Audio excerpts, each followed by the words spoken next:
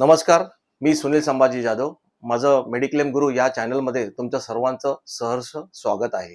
या चॅनलमध्ये मी येणाऱ्या भविष्यकाळामध्ये मेडिक्लेमच्या संदर्भात जे तुम्हाला प्रॉब्लेम्स येतात त्या संदर्भात तुम्हाला मी गाईड करणार आहे. तर आजचा माझा हा जो व्हिडिओ आहे तो मेडिक्लेमची पॉलिसी घेताना काय काय खबरदारी घ्यावी या संदर्भातला आहे. माझ्याबद्दल बोलायचं म्हटलं तर गेले 15 वर्ष मी मेडिक्लेम आणि मेडिकल क्षेत्रामध्ये कार्यरत आहे. माझ्याकडे star insurance, care insurance, HDFC Ergo, Bajaj alliance आणि फ्युचर जनरली या नामांकित कंपन्यांचे कामं चालू असतात. आतापर्यंत मी जवळजवळ 1400 क्लेम लोकांचे सेटल केलेले आहेत.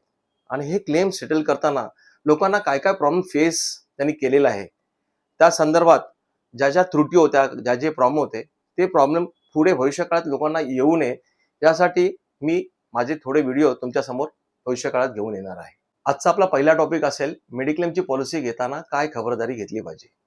कारण बरेचसे लोक मेडिक्लेमची पॉलिसी घेताना त्यांची फसवणूक होते. कारण लोक ऑनलाईन पॉलिसी काढतात पण काही गोष्टी असतात त्या संदर्भात ते लक्ष देत नाही आणि मग नंतर पुढे ज्यावेळेला क्लेम येतो त्यावेळेला त्यांना बरेचसे इश्यू फेस करायला लागतात. तर आज हे इश्यू तुम्हाला फेस नको व्हावे यासाठी मी तुम्हाला काही टिप्स देणार आहेत. त्यातली पहिली टिप्स म्हणजे तुम्ही ज्यावेळेला पॉलिसी काढताय त्यावेळेला फक्त प्रीमियमकडे लक्ष देऊ नका. प्रीमियम बरोबर तुम्ही पॉलिसीच्या टर्म्स अँड कंडिशन यावर सुद्धा लक्ष द्या.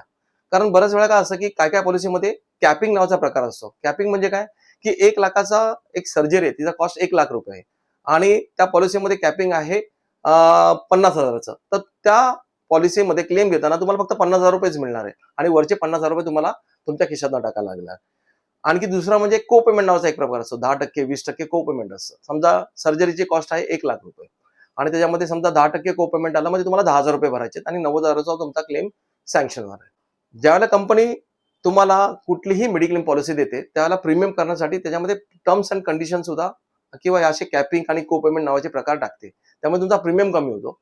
पण पॉलिसी घेताना हा तुम्ही कटाक्ष पाळा की पॉलिसीच्या प्रीमियमवर त्या पॉलिसीच्या टर्म्स अँड कंडिशन सुद्धा बरोबर असले पाहिजे.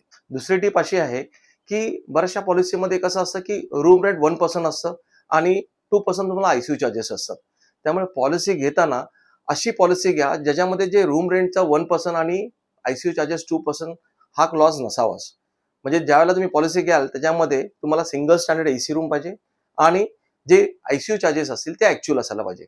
कारण बऱ्याच वेळा काय होतं की ज्यावेळेला क्लेम येतो त्यावेळेला ICUचे चार्जेस 2% असल्यामुळे पहिल्या दिवशी समजा एक कोणाला अटॅक आला आणि त्याचा खर्च पहिल्या दिवशीचा 50,000 असेल आणि तुमचा फक्त 2%चा ICUचे चार्जेस असतील तर त्याची सँक्शन होणारी अमाऊंट ही बरीच कमी होते.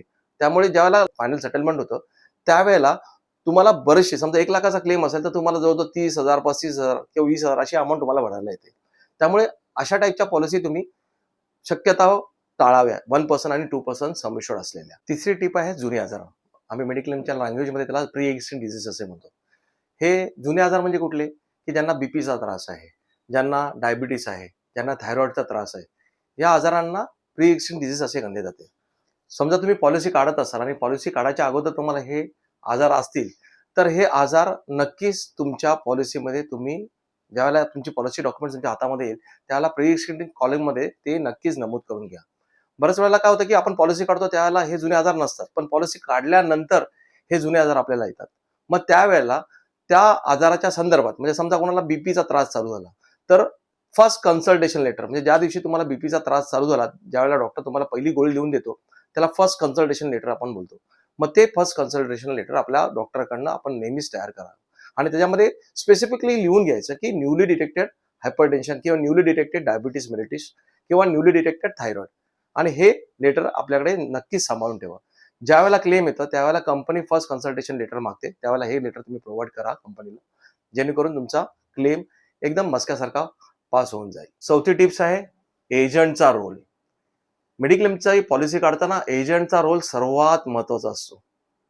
ज्या एजंटला मेडिक्लेमच्या संदर्भात आणि मेडिकल क्षेत्रामधलं नॉलेज असेल त्याच एजंटकडनं पॉलिसी काढावी. ऑनलाईन काढताना पॉलिसी काढताना बरेच लोकांना बरेचसे त्रासच होतात.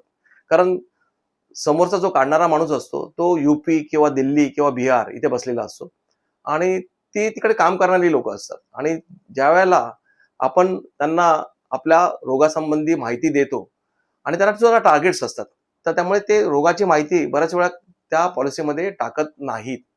त्यामुळे काय होतं की तुमचा क्लेम रिजेक्शन होण्याचे चान्सेस पुष्कळ जास्त असतात. त्यामुळे जो एजंट असतो तो तुमच्या घराच्या किंवा तुमच्या परिसराच्या 4 ते 5 किलोमीटरच्या डिस्टन्समध्ये राहणारा असावा. जेणेकरून ज्यावेळेला तुम्हाला क्लेम येईल त्यावेळेला तुमच्या क्लेमसाठी तो तिथे हजर असेल आणि तुमचे जे प्रॉब्लेम्स असतील तो लगेच सॉर्ट आउट करायचा तो त्यावेळेला प्रयत्न करेल. 5वी टिप्स अशी आहे, ज्या लोकांना न बरे होणारे आजार म्हणजे जसं काही कॅन्सर किंवा काही लोकांना हार्ट अटॅक होता, ज्यांचा हार्ट फक्त 20% चाललाय, ज्यांचं एलव्हीएफ फंक्शन हार्टचं म्हणजे आम्ही लेफ्ट व्हेंट्रिक्युलर इजॅक्युलेशन फ्लो बोलतो, त्याला एलव्हीएफ बोलतो. त्यांचं 20, 25%, 30%, 35% असतं.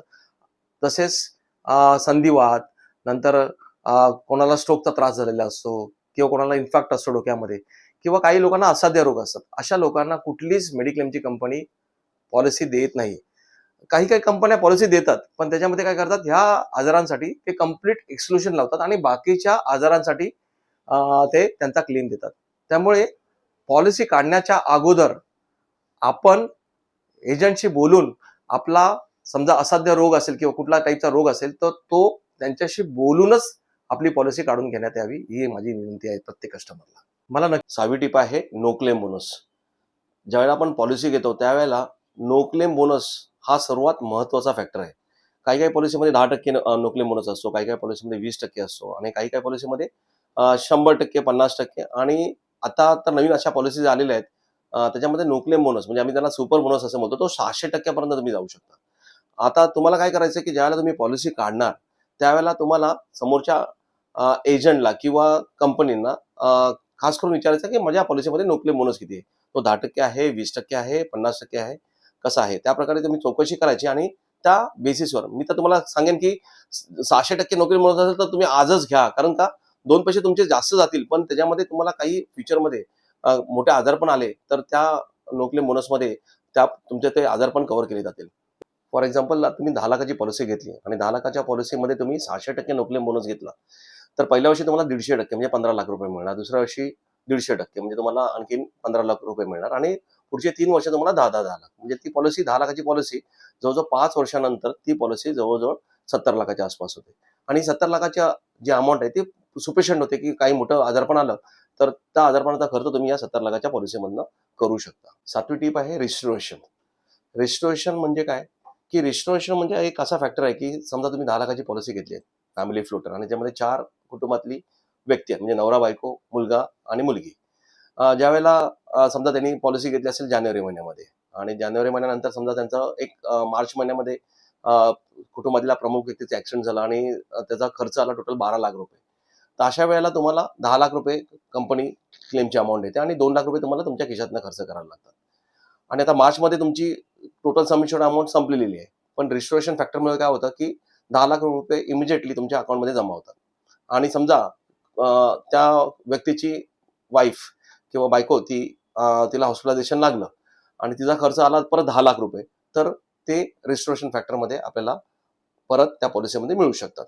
आता रिस्टोरेशन फॅक्टर आपल्याला घेताना अनलिमिटेड रिस्टोरेशन फॅक्टर असलेली पॉलिसी नेहमी घ्यायची. म्हणजे पहिले 10 लाख रुपये संपल्यानंतर परत 10 लाख रुपये जमा झाले पाहिजे आणि नंतर परत ते संपल्यानंतर परत आणखीन 10 लाख रुपये.